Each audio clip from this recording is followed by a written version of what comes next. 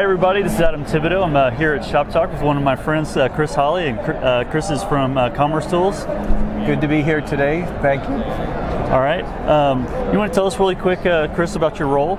Sure, with commercetools, I'm the Global Director of ISV Partnerships, which basically means I work with third-party ISVs and any OEM or tech licensing that we might do. Right on. Well, we're here at Shoptalk, so let's just kind of start off with, how's Shoptalk going for you guys, and for you, and then as well as commercetools. All right. Well, we're fortunate. Our booth is right at the main entrance, so the initial traffic is huge. But what I would say is that it's really two things are striking me. One, the number of folks in the business, both SIs and technology partners, are really interested in the MACH and in the composable commerce message. And then what we find is with the clients who come through, it's really the great conversations are with folks who are looking to innovate. Mm-hmm. And then the second common is they're on older, maybe homemade systems or and sure. they know they need to get something new, and so they're open to new ideas and change, and they feel the pressure and they're acting on it, and they're here. There's lots of vendors. They're here to get multiple approaches and opinions, and just to see what the options are, and that's nice. Great for the industry. Cool. So, real quick, let's talk a little bit about the MACH Alliance and what you're seeing develop there between the MACH Alliance partners. Are you seeing a lot of synergies happening there? Yeah. So what I'm seeing is, the MACH Alliance was designed basically to advocate and evangelize for this modern approach to commerce.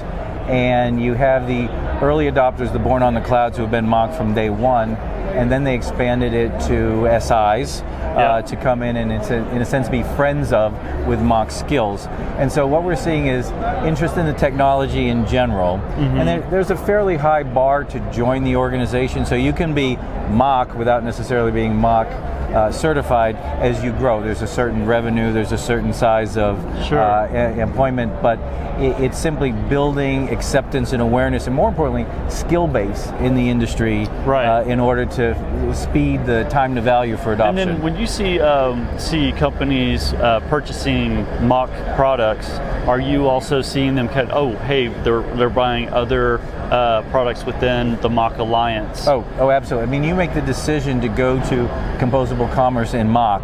All right, you're going to bring in those adjacent products that are all part of the same technology base. Just as years ago, a 3-tier client server you kept within that world. And so what we're seeing is, there are natural clusters. You need search, you need content, you need a marketplace if you're B2B or moving that way to B2C. You need payment services providers, you need tax, all of these things. And there is now a very good competitive selection of vendors, different value props, different price points, different approaches. So the idea of best of breed, we're actually delivering with freedom of choice and best of breed, which is just great for the marketplace. And more importantly, it's great for the end client and their success. That's really exciting. Speaking, from our side, from McFadyen, we're very excited to be a part of it, and that's why we're a part of it, is because of those choices and being able to mix and match for our clients. So it serves us very well. I mean, I've known you guys for 20 years, and you've always been leaders, both in the trusted advisor approach to the business, but also evolving over the technologies and the vendor selection that you work with. And so, it's great to hear, but also I just think it's a reward for the hard work that you put in and the value that you bring to an engagement. Absolutely. Yeah, thanks, Chris. The next thing I wanted to ask about is what are your kind of big plans for 2023? We're still sort of in the beginning of the year. We're in the end of Q1, but moving into the rest of the year. What are your thoughts about kind of what are your big focuses? Yeah, so there are 3 things we're doing, and everybody's aware there's a slowdown. We all expect, the joke is, when's that recession finally going to come? But, everybody's tightened their belt. We're all aware of the headlines in there. But we continue to keep our eye on the North Star, which is we continue to push the composable commerce as the modern approach. Yep. So whether you're on a legacy monolith platform or you're on your roll your own, which quite frankly, if you're on your roll your own today, you're on 15-year-old technology, you need to catch up. So that continues to be a focus. Mm-hmm. Second thing is the evangelism for MACH. I mean, we're growing the pie and the awareness for everybody, and there are plenty of commerce providers in this space. It's not just for us. And then the last is B2B. You know, they'll say B2B is 4 times the addressable market of B2C. Yeah. And you've got a situation where there are lots of businesses that have been doing fax, spreadsheet, pencil, phone, and really modernizing them as simple as bring them to a transactional website with really good search on their catalog, and then maybe the pricing rules and the approval string to facilitate the PO processes that they used to do.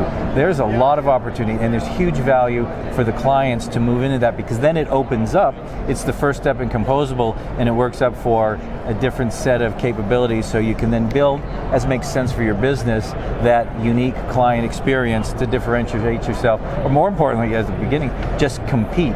Because not only your buyers, but it's also a staffing thing. If you're in a B2B business, you're hiring that next generation of buyers and professionals. They have an expectation of a modern experience. I have a child who's a buyer for one of the large companies here in the industry, and her comment is, you know, they might need to catch up a little on the technology. So the employees are demanding this to be competitive, and the added value is you're obviously competitive in the marketplace. Now, how are you guys going to market? You know, I'm going to naturally going to put in a plug for what we're doing together. I think we should talk about that a little bit. But you know, from a go-to-market standpoint, from B2B, you guys are going down the path of bringing in, you know, very specific SIs to do an accelerator, right?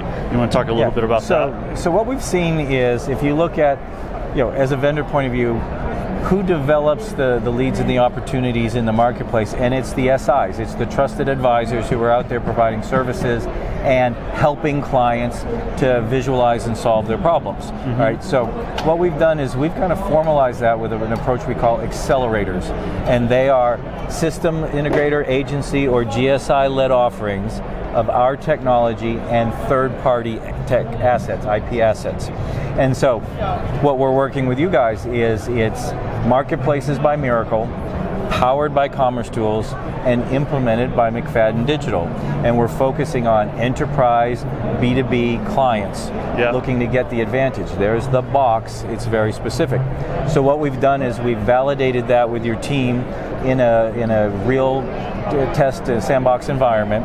Our sales team has actually evaluated it, said the market needs it, we're 100% behind it, and then we qualify it as a formal offering with market development funds available. And so we sit down with you and with Mirakl, and we plan how we can address to get this in front of clients to help them solve their challenges.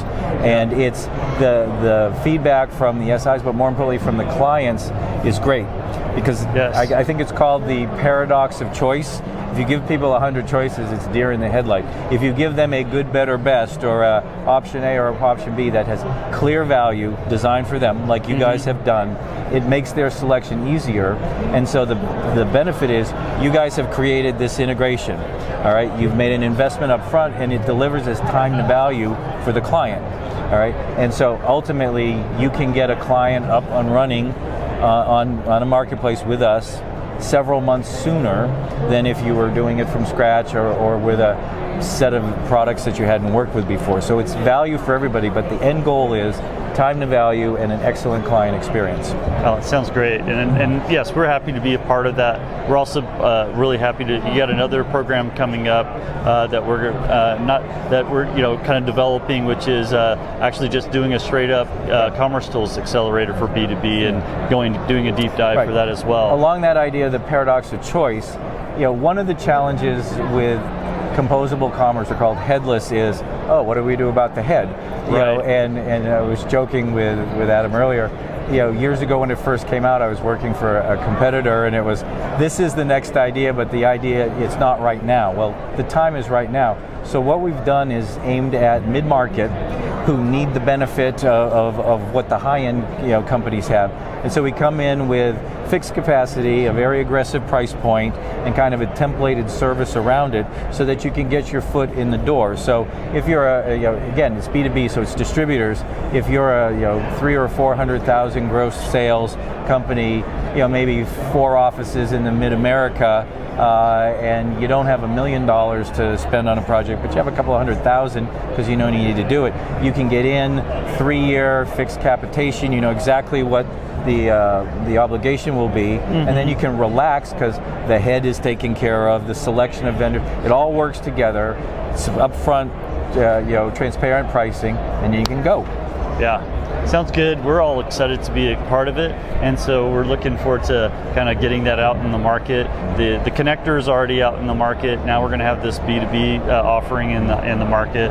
So I think there's a lot of excitement. It certainly is on both sides of our team. Right. So, and one thing that I really like that you guys do, and if you go to the website, they have some of the best trusted advisor documentations. Aside from the book that I'm looking at here on the other side, there is an evaluation on what you need to pursue a marketplace solution. There's an evaluation, an objective evaluation by a third party on the pluses and minuses, or the relative value propositions of the number of vendors that you guys work with. Yeah. I think it's great. There's nothing to be afraid of here, and to the extent that McFadyen, especially as a trusted advisor, is giving you objective third-party endorsed stuff,